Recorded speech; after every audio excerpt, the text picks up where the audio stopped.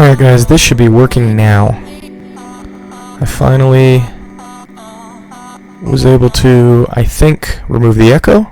I think I was finally able to get the music to come through appropriately, and I think my voice is probably loud enough. I'm just going to listen to the stream real quick to make sure that's all the case, but I think it's true. To get the music to come through appropriately, and I think my voice is probably loud enough. I'm just going to listen to the stream real quick to make sure that's all the case, but I think it's true. To get the music to come through appropriately, and I think my voice is probably loud enough. I'm just going to listen to the stream real quick to make sure that's all the case, but I think it's true. To get the music to come through. Yeah, I think that's good. I'm going to turn my mic down a little bit. It sounds a little loud, but other than that, I think I'm happy with the setup.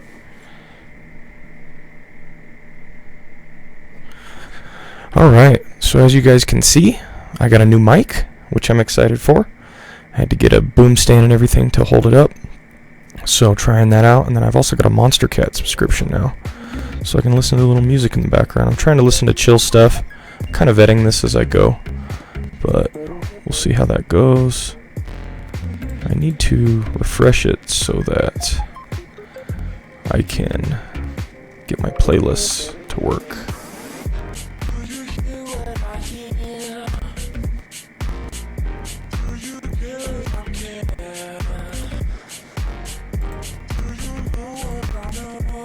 So, still learning all this stuff, still figuring it out. But I think that's going. Like I said, vetting this music as I go, so I don't know if it's what we're looking for necessarily. But thus far, I'm digging it. There's some good stuff on here. Some good stuff.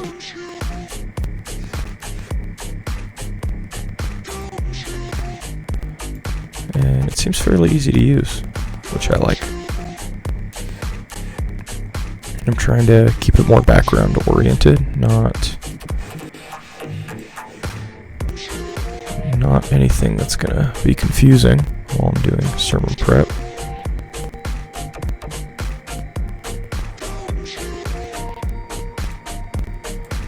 So let's try that.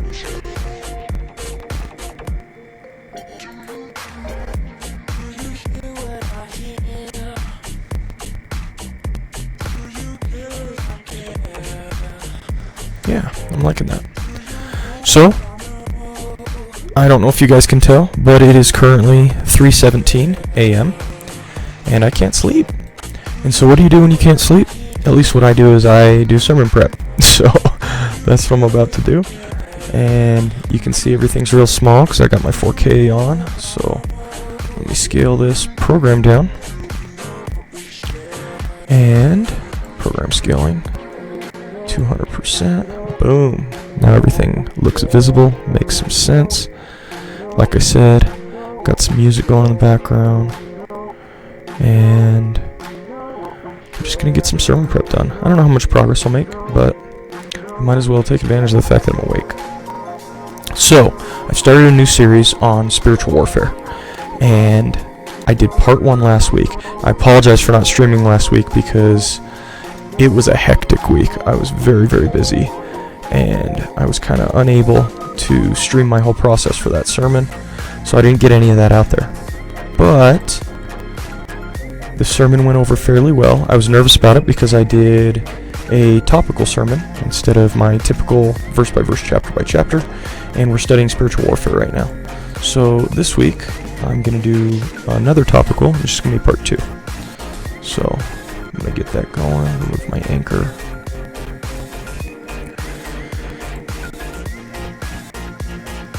And we're going to just call it Spiritual Warfare Part 2.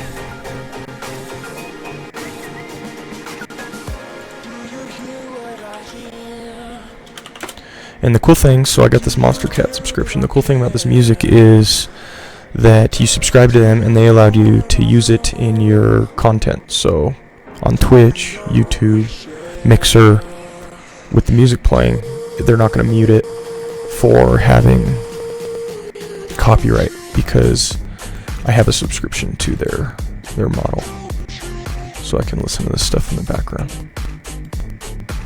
Like I said, I'm vetting it as I go. I don't know how G-rated all the music is and all that type of stuff, but I think it's fine from what I've listened to so far.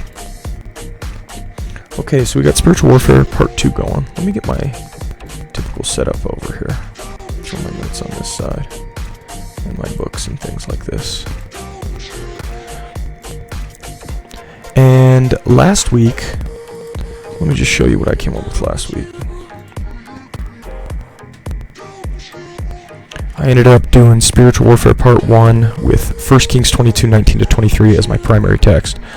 This text was very, very interesting because it's where Ahab is being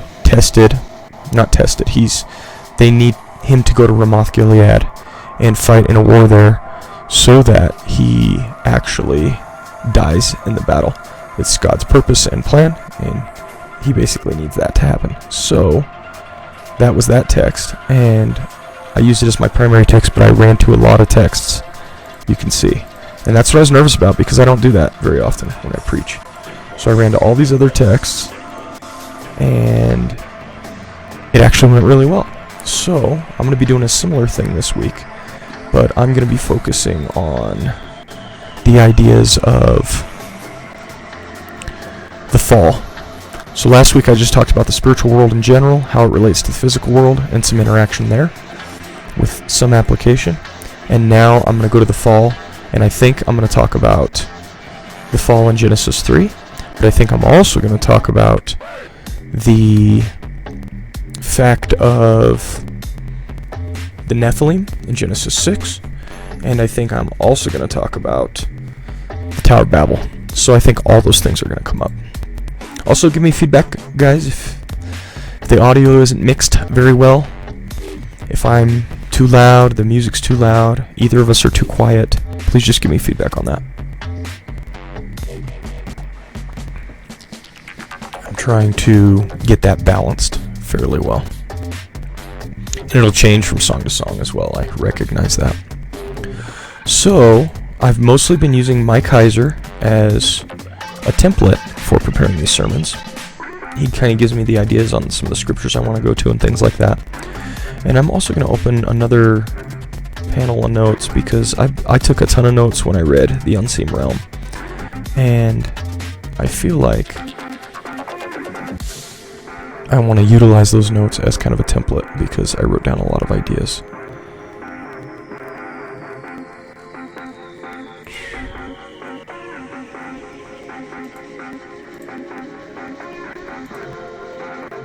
Let's see.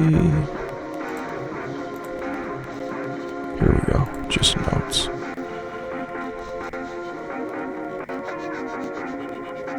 I think this is where I took all my notes before. So I gave my warning up front. I talked about us as image bearers and God's original plan for us. I talked about human family and administration on earth as it is in heaven. Talked about the council. This is where I haven't really gotten yet, the fall. Now when it comes to the fall, Mike Heiser talks about free will and emphasizes it. I don't know if I will. Although it might be nice, a nice opportunity to discuss compatibilism. So let's go to the fall.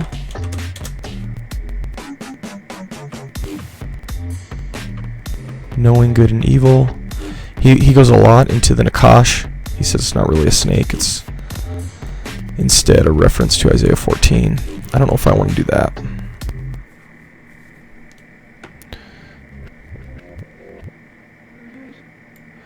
I think this is the content I need to cover. I don't want to get into Abraham and God's plan yet. I just want to get into how things went poorly and what God's setting up for. I think. I don't know for sure, but that's where I'm leaning. So let's start with that content and go with it as well.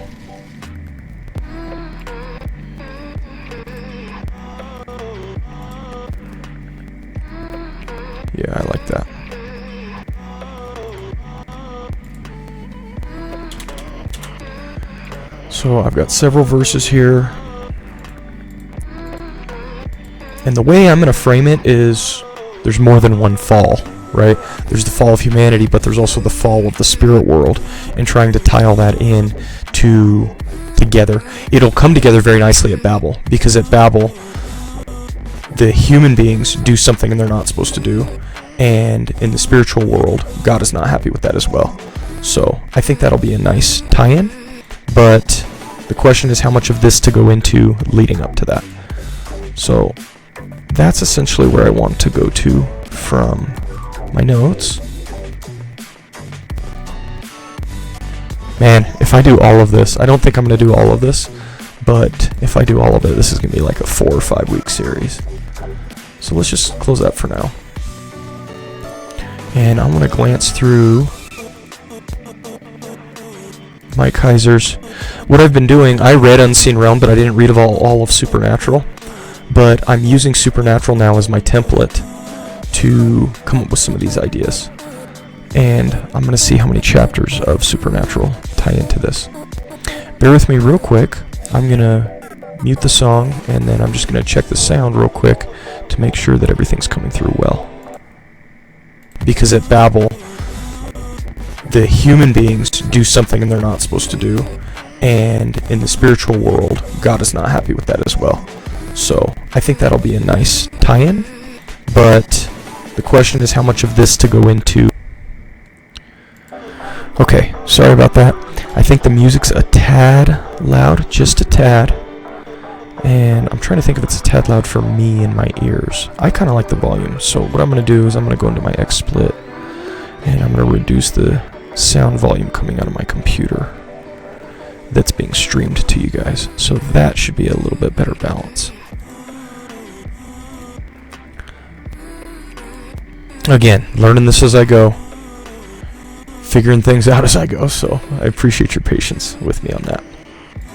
So let's go through Supernatural real quick, and what I'm looking for here are Bible verses, because that's going to help me frame my topical message, and then I'm also looking for the application. He puts application in each chapter, and then a final thing I'm looking for is I'm looking for the how many chapters he has on these topics, right, and how they're associated. So let me start with the applications. That feels easy. See, he's got this why it matters every single chapter in Supernatural, which is helpful. So I'm going to come over here and put down some applications. And again, I was nervous about preparing this way for last week's sermon, but it actually worked out pretty well. So I'm going to continue with that. Prophetic curse on the serpent and divine transgression. Spiritual warfare. So that's perfect. I like that quote.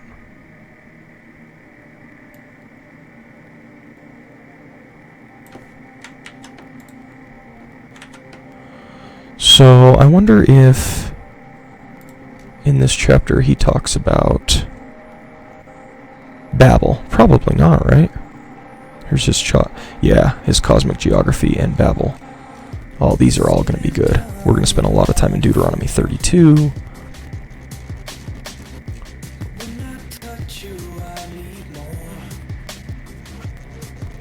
And yeah, so I think for purposes for this sermon, I'm only covering what he covers in Supernatural in chapters 4 and 5, because chapter 6 he goes into Abraham. And he has 16 chapters in Supernatural, and I'm only covering 4 or 5. Like I said, I think this is going to be a long series, but it's so important, and I got a lot of good feedback last week. A lot of people appreciated the message last week. I didn't go too much into the detail of everything that... I'm going to skip this song. I don't like the word. The lyrics are just throwing me off. I'm trying to go lyricless. But everybody appreciated last week the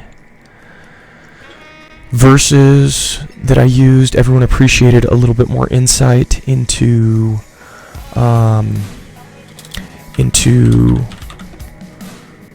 Supernatural. Everyone appreciated a little more insight into the spiritual world, and they all liked those sorts of things. So we're going to be covering chapters 4 and 5 for Sunday's message. And so again, let's go to some applications down here at the bottom. why this matters.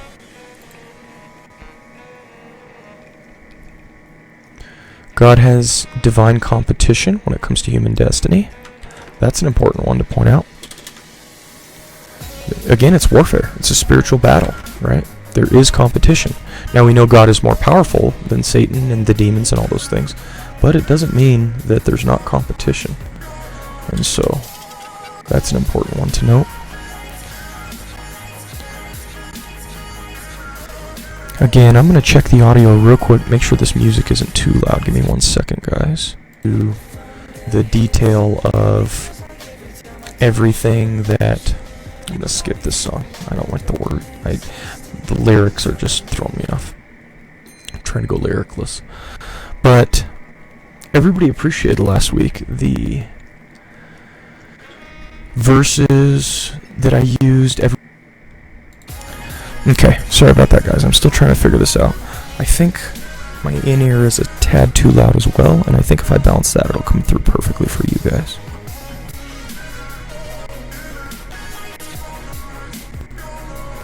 Alright, that feels really good. Okay, so I'm going to continue on here. God has divine competition, and he still does.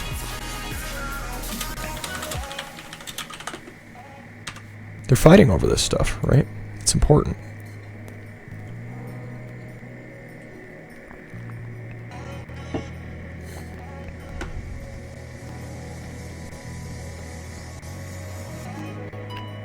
God's own plan for his human family won't be altered or overturned.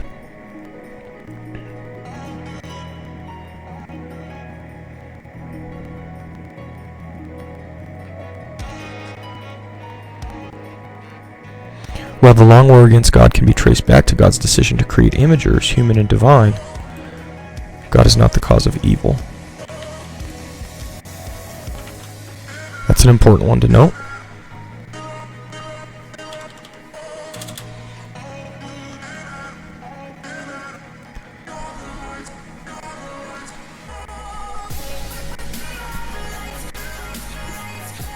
And you get his strong Arminian stance here. The fact that God knows the future doesn't mean it's predestinated. He essentially takes a middle knowledge approach. I'm more Calvinistic in my orientation, so I don't buy that 100%. But I think he's onto something a little bit. And so I'm just trying to keep that in mind.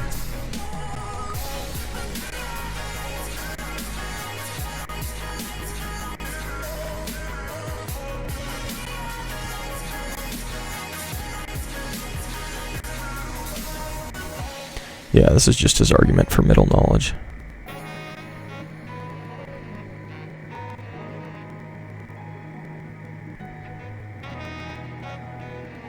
I'm just not going to go into that. I don't think it's important. Need to view the events of the fall in this light.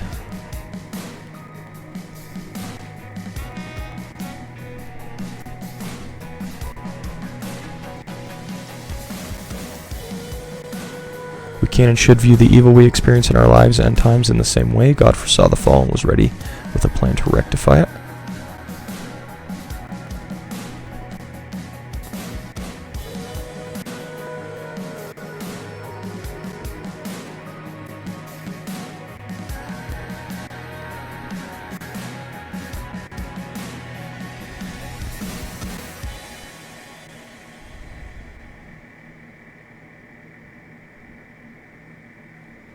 And he has a plan to overcome it. His plans will move forward despite it, ultimately overcoming and judging it.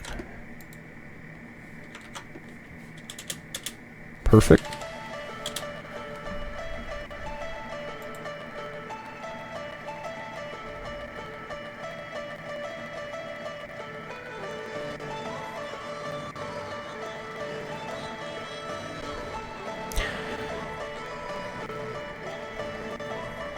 Again, emphasizing free will.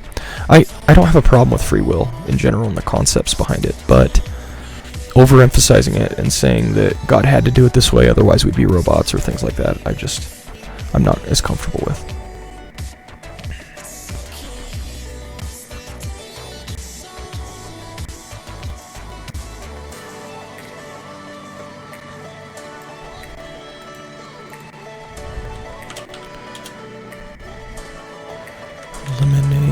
evil.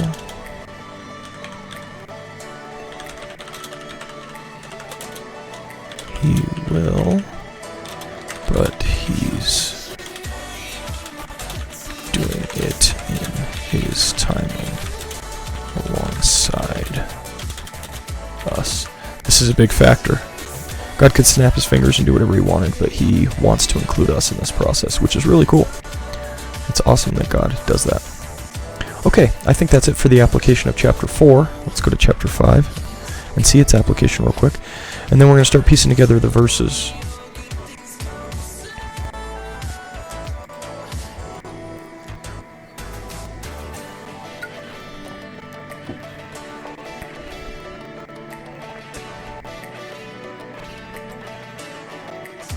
This book, understanding the implications of Babel and what it meant for human history, because just like he says here, the gospel follows right alongside of it.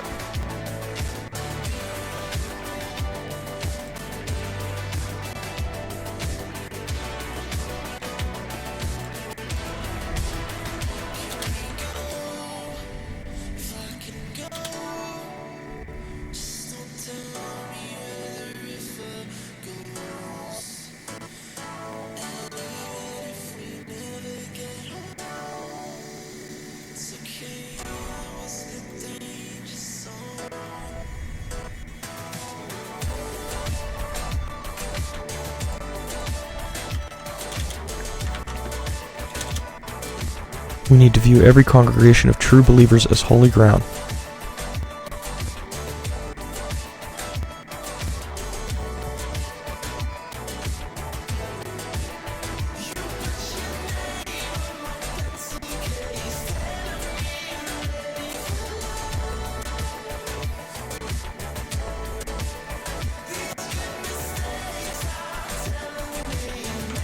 Yeah, because it's all about gathering together his people. Nice.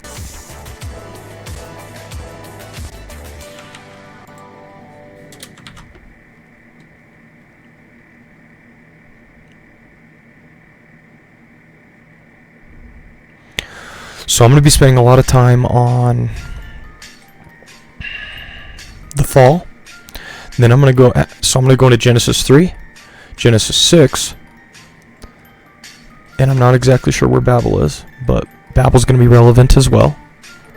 And then I'm going to have to go to... So Babel's in Genesis 11.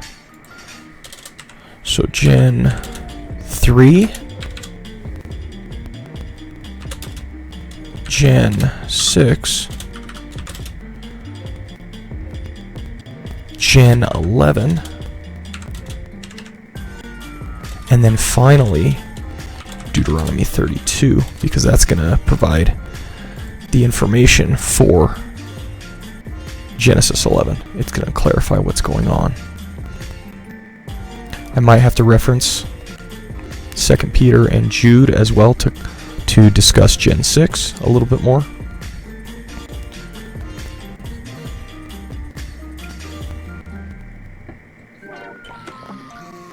And I don't know if I want to go into, again, Mike Kaiser essentially says the snake's not really a snake.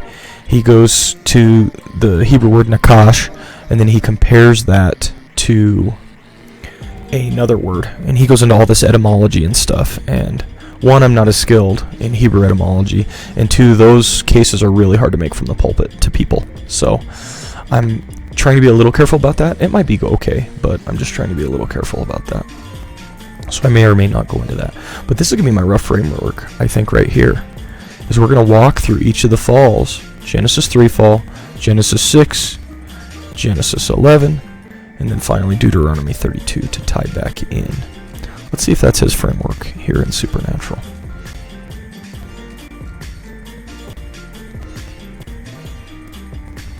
Again, I don't think I need to have the big emphasis on free will.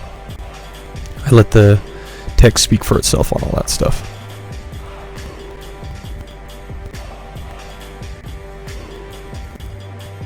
Genesis 3.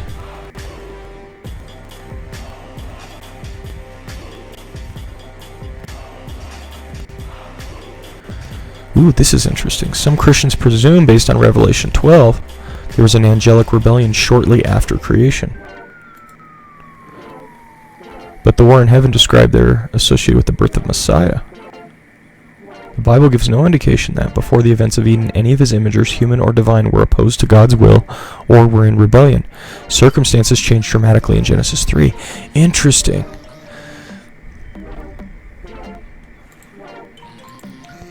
Satan's fall might be Genesis 3. Yeah.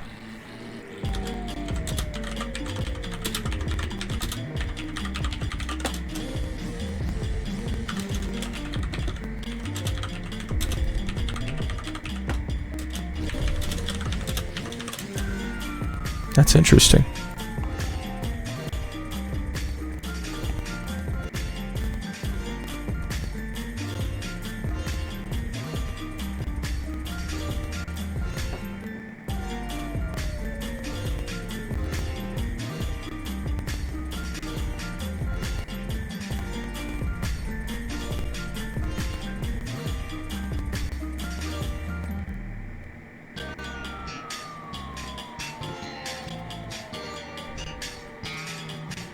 And that's why, this is why Jesus will later say, "You're of your father the devil." It's because anyone who stands against God's plan.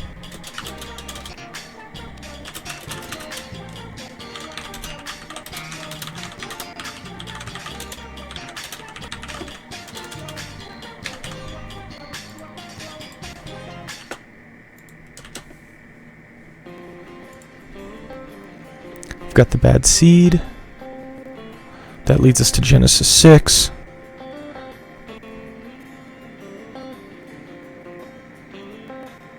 Yeah, these are going to be good chapters to reference.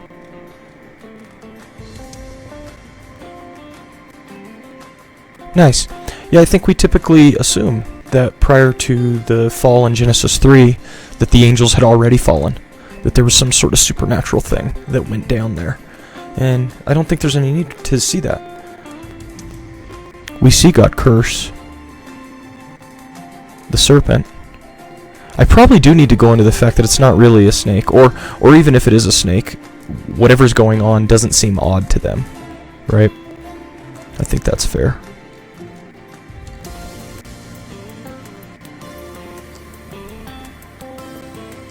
Nice. You know, I'm going to start the canvas already. I know it's early, but here's the one benefit. I spent so much time reading this book last week, 400 pages, that now I've got a fairly decent feel for it. And so I feel pretty comfortable essentially jumping into this stuff because I know where we went, I know why we went there, all of those types of things. I'm just copying the title from last week's notes, and then I'll throw them on this week's canvas. Man, I'm digging this song. I'm gonna add this to my favorites. Boom. Making a little playlist here on Monster Cat. Nice and chill, exactly what I'm looking for. Alright, so let's get a new canvas going. And I won't be in 1 Kings. That's not going to be the primary text. I think it's going to be Deuteronomy 32. Because that's going to be the text that provides the clarification of what's going on at Babel. That's where we're going to be at in terms of the heart of everything.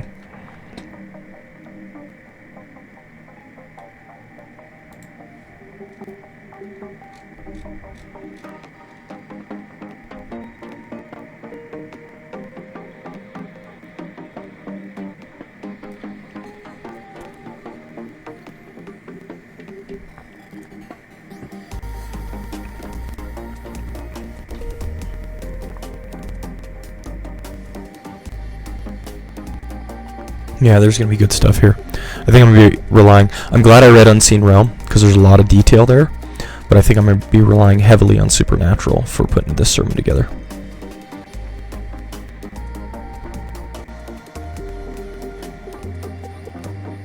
Man, this stuff opens up the Old Testament. If you can understand spiritual warfare, It really opens up the Old Testament. Let's see, where does he focus in Deuteronomy 32?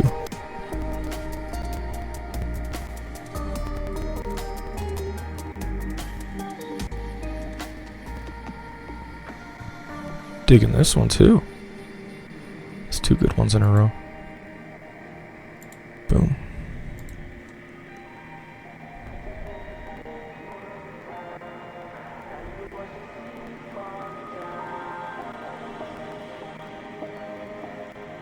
(32:9). Let's just read Deuteronomy 32, the whole thing. Get a feel for what's going on. Listen, you heavens, I will speak. Hear, you earth, the words of my mouth. Let my teaching fall like rain, and my words descend like dew, like showers on new grass, like abundant rain on tender plants. I will proclaim the name of the Lord. He is the rock.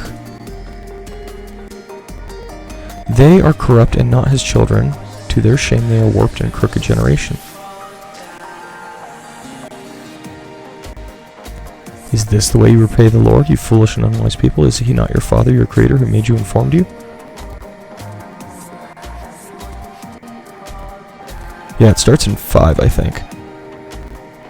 He's talking about the other nations, really. Remember the days of old, consider the generations long past. Ask your fathers and he will tell you, your elders and they will explain to you. When the Most High gave the nations their inheritance, when he divided all mankind, this is referring to Babel, he set up boundaries for the peoples according to the number of the sons of Israel.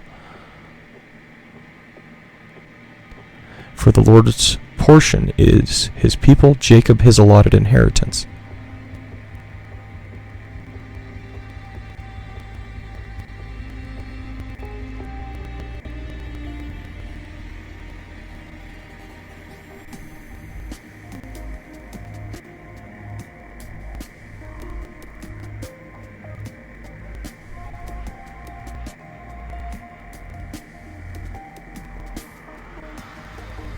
Yeah, you just get such comparison in this chapter between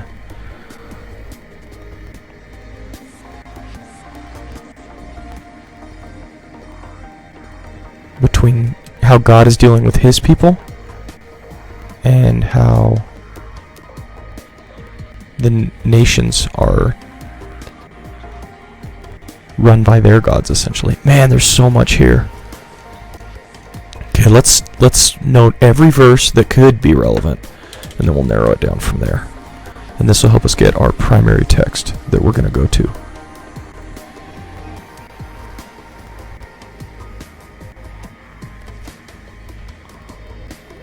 I need to reboot my computer at some point, because I keep locking up here on the notes. There we go. So let's go Deuteronomy 32. 5 to 9.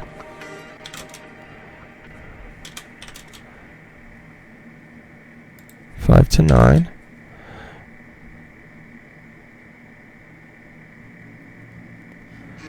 Verse 12 is relevant.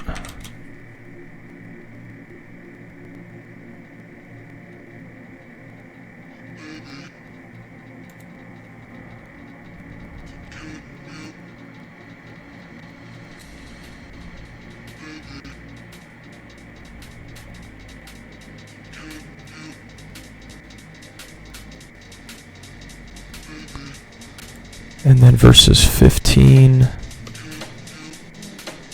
to 18 are relevant.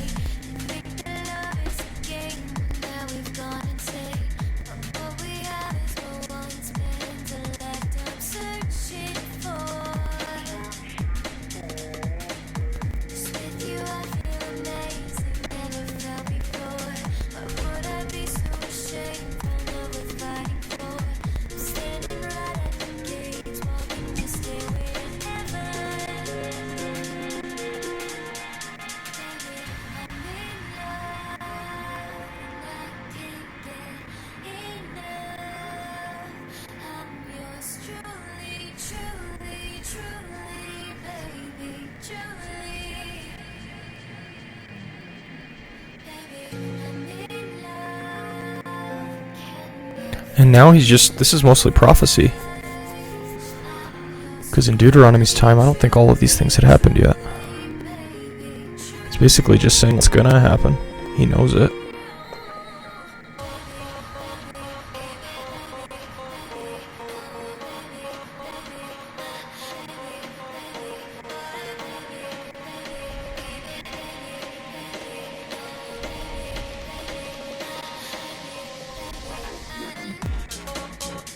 So they abandon him.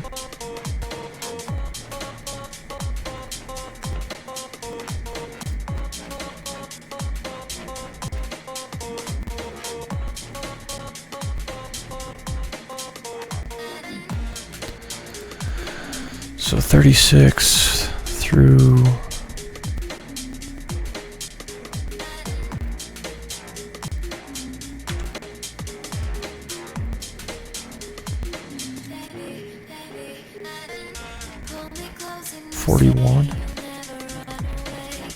perhaps.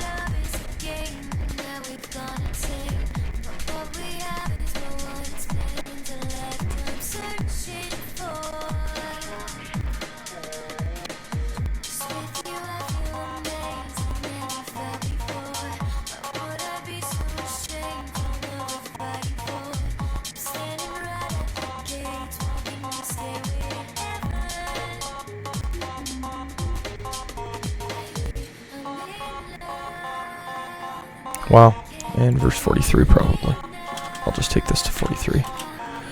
Okay, so these are all the relevant sections, but in the middle here it's also relevant. I'm not going to read all of them. Man, maybe I should.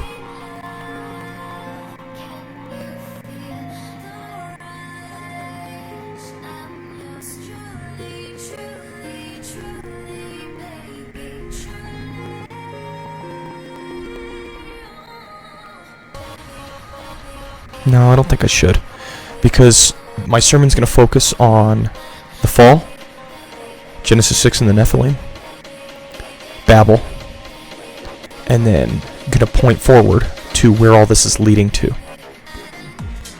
And this goes into the purposes behind God's election, people rejecting him, all of these other ideas. So I don't think I'm going to read them all, but I might need to give some background of prophecy, of rejection. And I think through verse 9 are the keys, 5 through 9.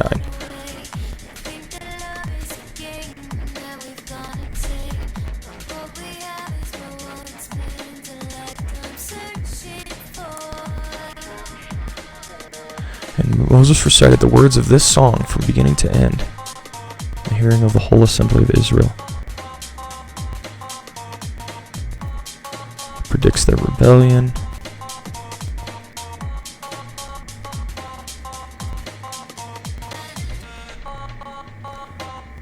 Wow.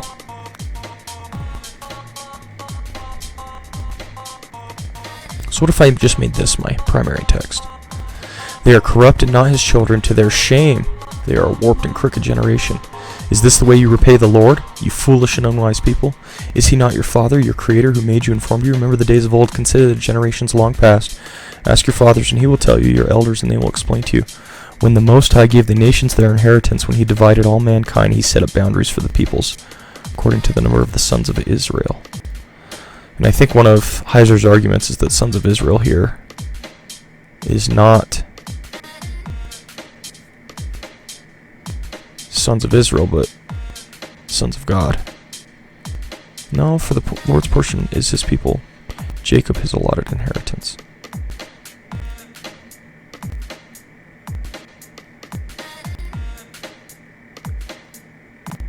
Yeah, it's interesting. I need to dig into that more. But I think this can be my primary text, because it's getting into the Babel stuff. So let's see, first of all, before I pick it, I want to make sure that Heiser thinks it's the central aspect as well.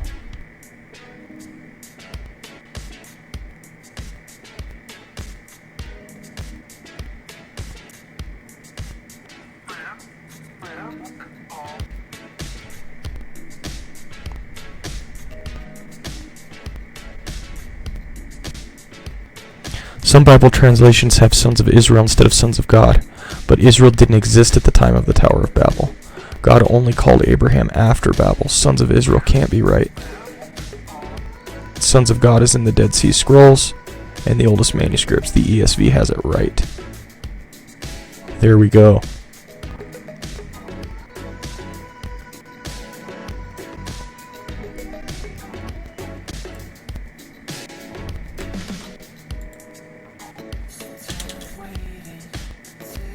Interesting. Yeah. So let's look at the Hebrew real quick.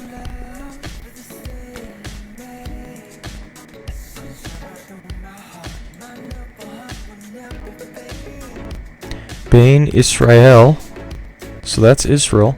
And now what he's saying is, in the manuscript tradition, that this changes. Now let me think logically if I follow him, because there's a lot of prophecy here. So he could be talking that way. Ask your father. See, it is weird. He gave the nations their inheritance. He set up boundaries for all peoples. See, verse 9 though would make sense of this. It could be sons of Israel with verse 9. But I don't even know if you need the second half of verse 8 to prove the point. The Most High gave the nations their inheritance. That's the most important part, when he divided all mankind.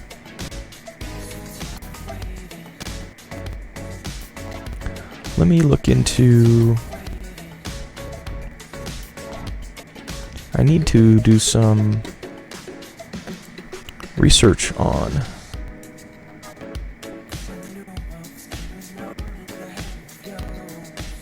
Deuteronomy 32:8, and it needs to be... I need to dig into some of the historical stuff. Yeah, original languages. Let's try the exegetical guide and see how it does. Deuteronomy 32:8 is what I'm going for.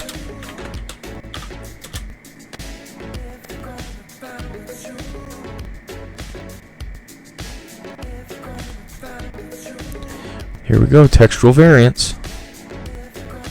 Boom. This is interesting.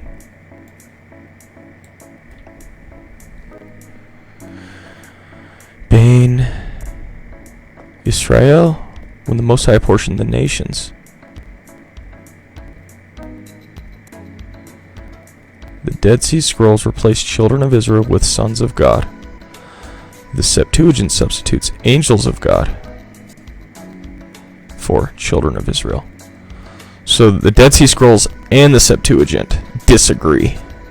See, that's good to know. Let's look at the...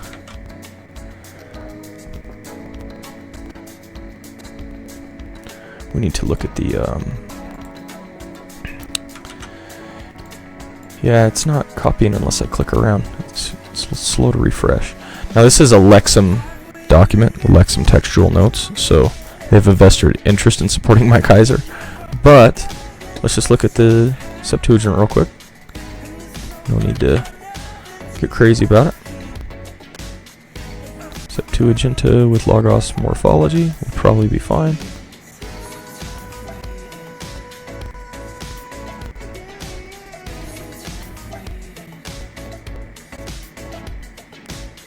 Right here. Kata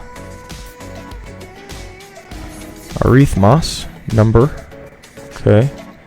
There's your angels. Angelon Theou, angels of God. Nice. Yeah, I'd buy it. I think that's a good argument. In biblical study, we need to be very, very careful to, especially in the New Testament, we need to utilize the Septuagint where we can, because that was often the Bible of the New Testament authors. It's not to say the Septuagint is more inspired or anything like that than the Hebrew, but we need to recognize that it's an important document to reference the Septuagint. So, yeah, I buy that argument. I'm in. Septuagint renders it that way. I'm sure I have the Dead Sea Scrolls. Let me check them out. Dead Sea Scrolls in English. And I need one that's Bible, right here. Dead Sea Scrolls Bible. Not a monograph. Deuteronomy 32:8. Can we get some references in here?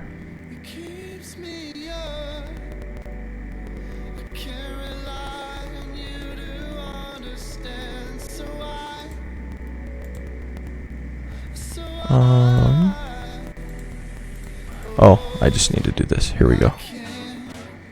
Footnote indicators? No. Non-Bible text? That's probably what we need. Yeah. One verse per line? No, that's gross. Alright.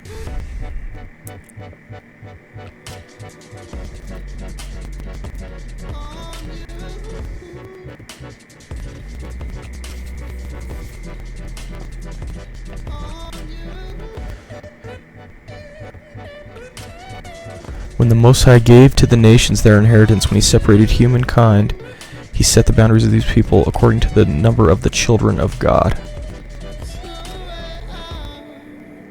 In the famous poem found in Deuteronomy 32, verse 8 tells us God set the boundaries of the peoples according to a certain number.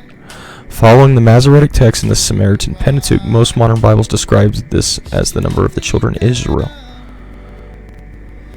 4Q Deuteronomy, guessing it's a Dead Sea Scroll, however, specifies it as a number of the children of God, apparently denoting the divine beings who would serve as protectors for various nations. See also verse 43. Good, I noted verse 43.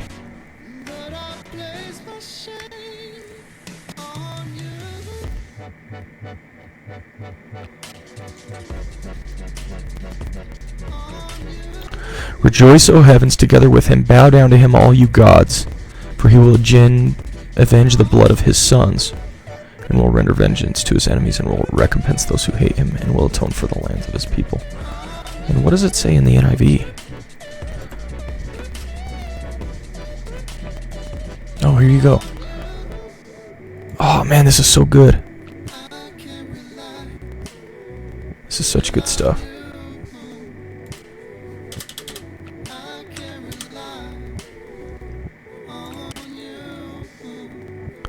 Deuteronomy 32:43 is an unusual verse in view of its context. As the list of variant readings show, 4Q Deuteronomy, supported by the Septuagint, differs markedly from the Masoretic text in Samaritan Pentateuch. In the Qumran scroll, it is the heavens which rejoice, not the nations. And God will avenge the blood of his sons, not his servants. Moreover, the mention of God's bowing down to God and recompensing those who hate him is absent from the Masoretic text and the Samaritan Pentateuch. This verse provides a striking example of the very different readings that sometimes appear in the Dead Sea Scrolls. Wow.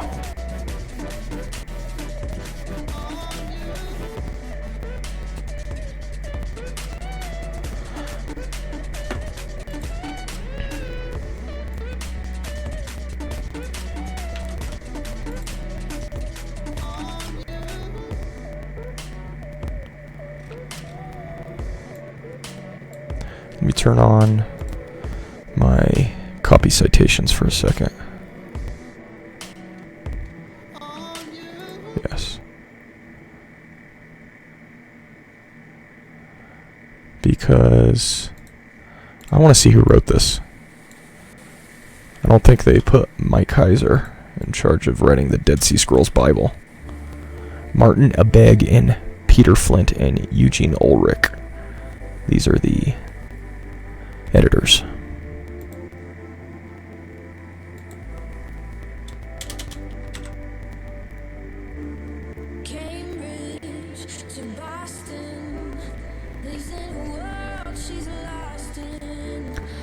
So verse 8 is quite relevant. And then verse 43 is relevant. Oh, let's stop copying citations now.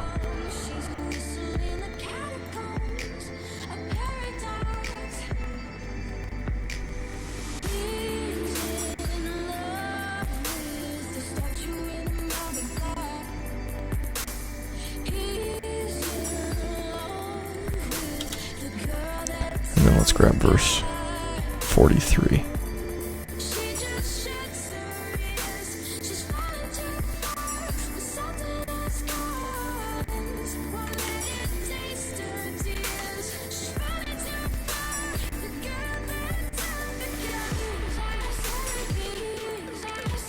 Let me grab the number 2 here.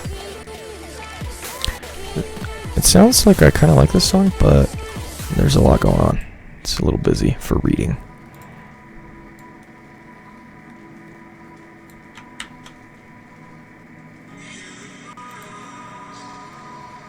Yeah, let me overwrite this. Nice.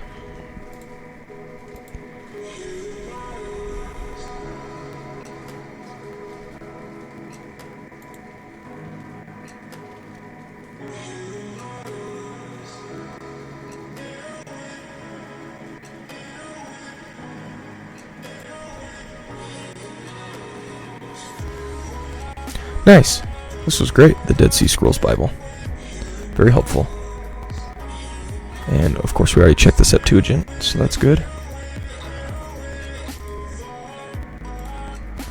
So I buy the argument.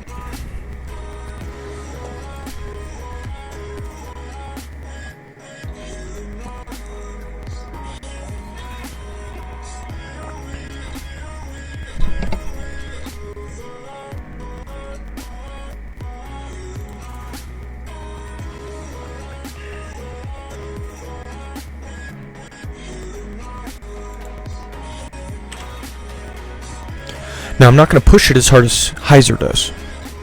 Heiser seems to say, oh, it's obvious, right? But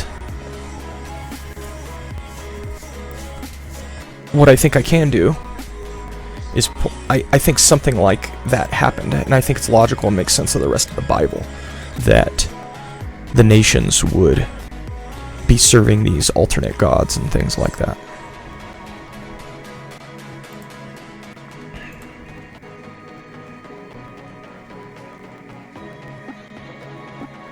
So Genesis 3 to Genesis 6, Genesis 11, Deuteronomy 32.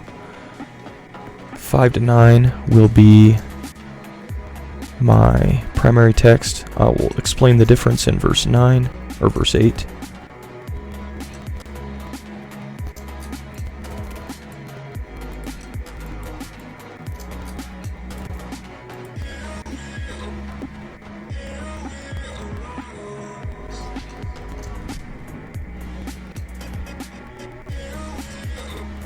Then what's my secondary text going to be? I'm probably going to focus everything around Babel. I think that's the most important. So maybe my secondary text is... Maybe I make this my secondary text. Let's make sure we feel comfortable that it is talking about Babel. When the Most High gave the nations their inheritance, when he divided all mankind. See, I think it's clear. Nations, all mankind.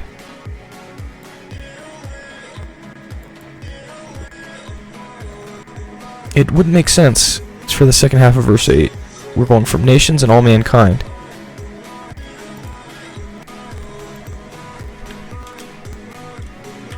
Nations, all mankind.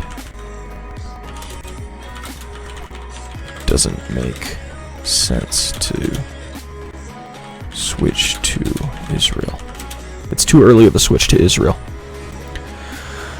When the Most High gave the nations their inheritance, he divided all mankind. He set up boundaries for the peoples according to the number of the sons of Israel.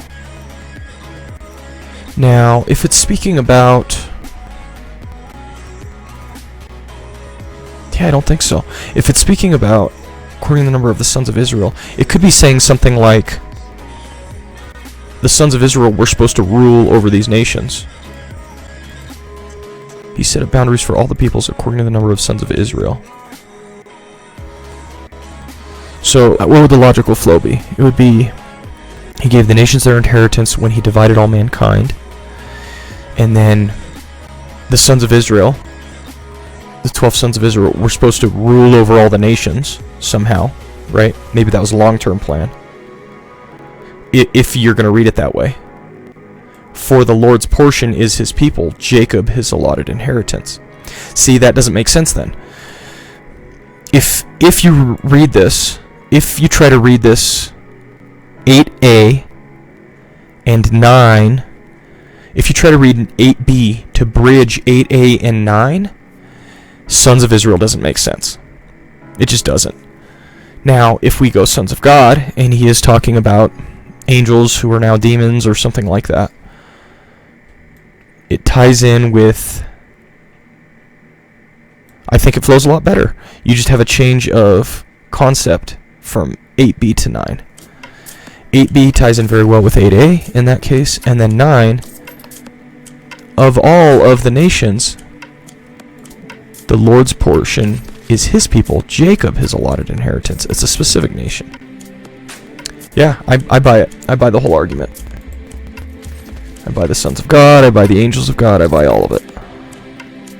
I think that's the right interpretation. Because I don't think 8 and 9 makes sense together if 8b is Sons of Israel.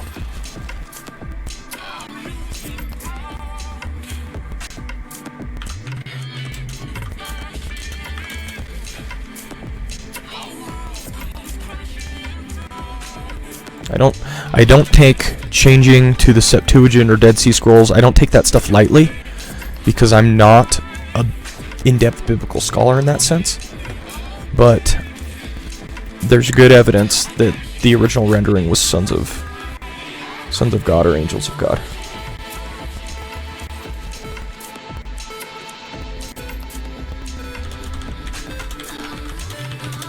So I'm going to have to make that argument at some point.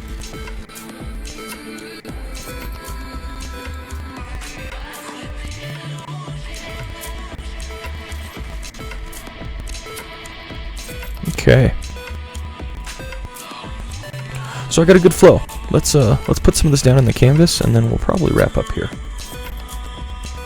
Do I want to pick Deuteronomy 32 as my primary text? This is the important part. I think I do, because I'm not going to go into the depth in other texts that I go into Deuteronomy 32 with. And I'm setting up the inherit the nations aspect to try and demonstrate everything. Now the only question is, maybe Genesis 11 should be my primary text. Is that the music, or is my cord scratching? Oh, and as soon as I say that, it changes.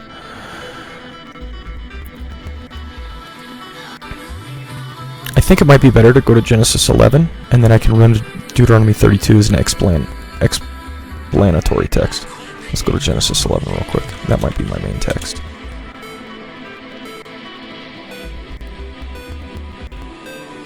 Now the whole world had one language and a common speech. As people moved eastward, they found a plain in Shinar, settled there. They said, "Come, let us make bricks, bake them thoroughly."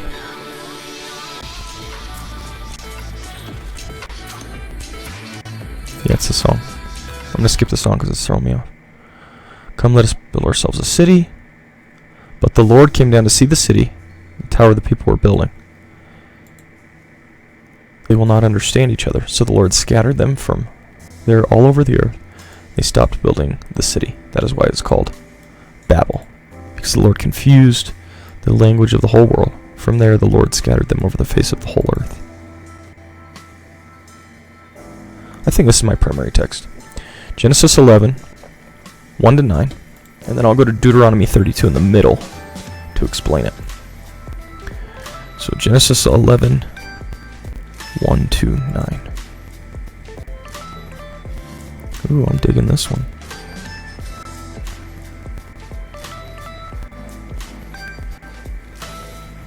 Where is it? On the list here.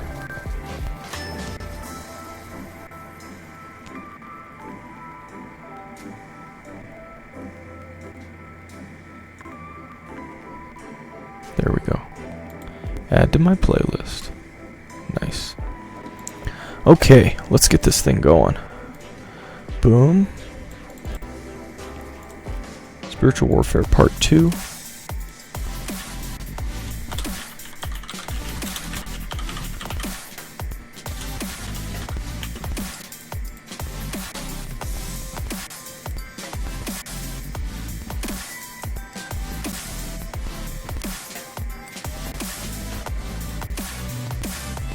Almost got it locked in.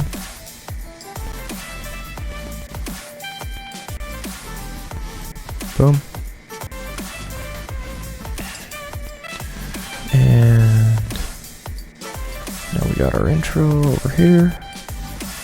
And I'm not doing real intros for these. What I mean by real is they're not stories or things like that.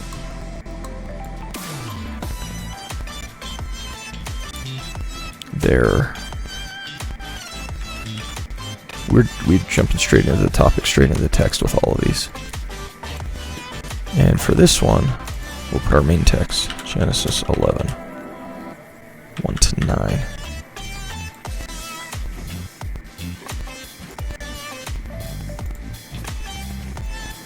Was that 1 to 9? Let me just double check. Yeah. No, I like that. Genesis 11, 1 to 9. I will read that text.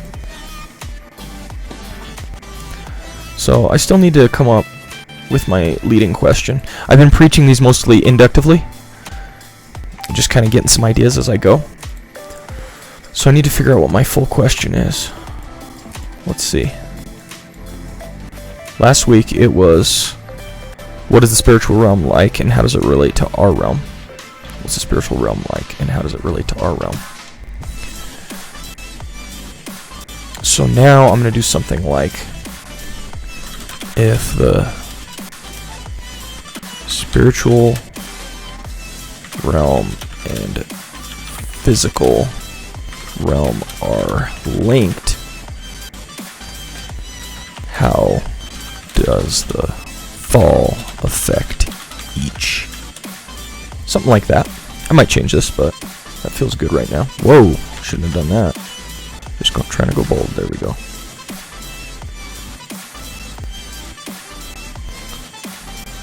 And then that'll give me opportunity to go into Genesis 3. I can talk about the fall, and look, it affects the serpent as well as humankind.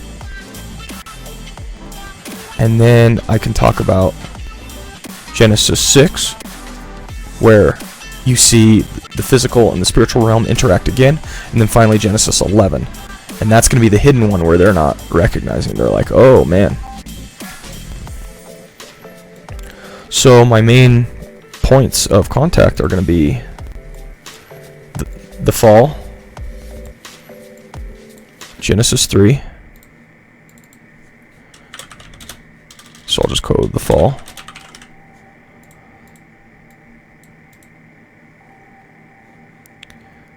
And that's going to be Genesis 3.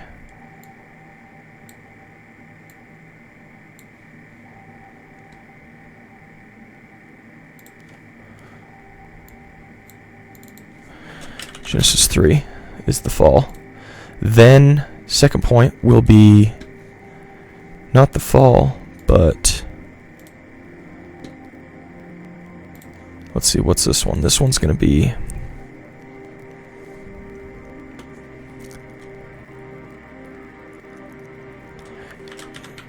imagers uniting. Let's see.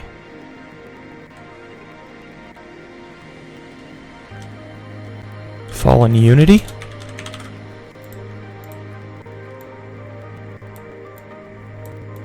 And I can talk about how God intends to unite both realms in some way, shape, or form, spiritual and physical, but we did it the wrong way.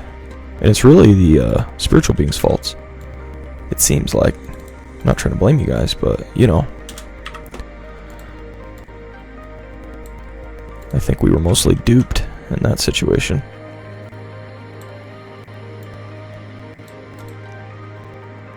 So the fall in unity.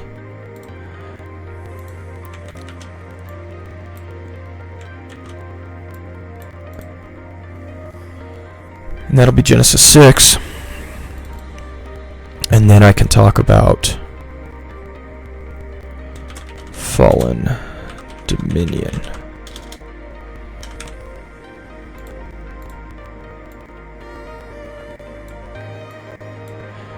And when I say dominion, I mean we're supposed to cover the whole earth, right? I made a big deal about that last week.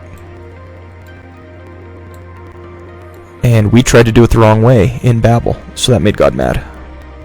So that's going to be Genesis 11.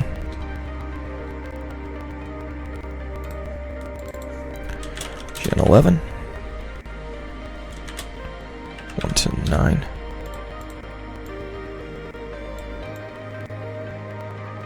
And I'll get the specific verses for these.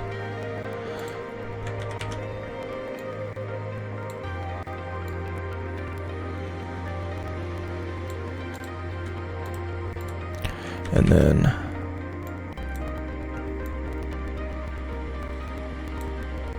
how does this tie into Deuteronomy 32?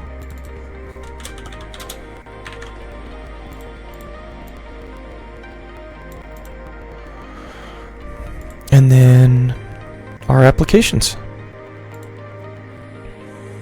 I like it. I think there's a good structure.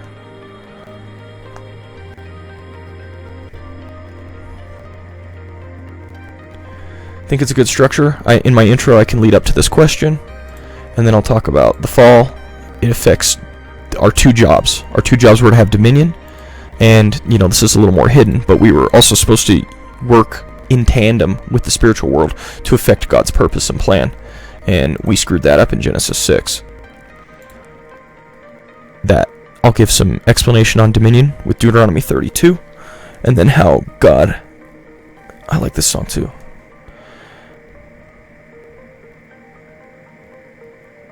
I'm gonna add that one as well. And how God establishes His purposes and plans in that. So I like it. I think it's a good structure. And now it's just filling in these details in an explanatory way. Guys, I've been going for over an hour. I apologize with the fact that I was working out the stream. If you're watching by VOD later, I got my new mic and I wanted to start listening to music because I think it gives a more chill vibe to the stream and helps me to interact with others if I'm doing that. So I needed to set that up. Anyway, I think things are mostly balanced at this point.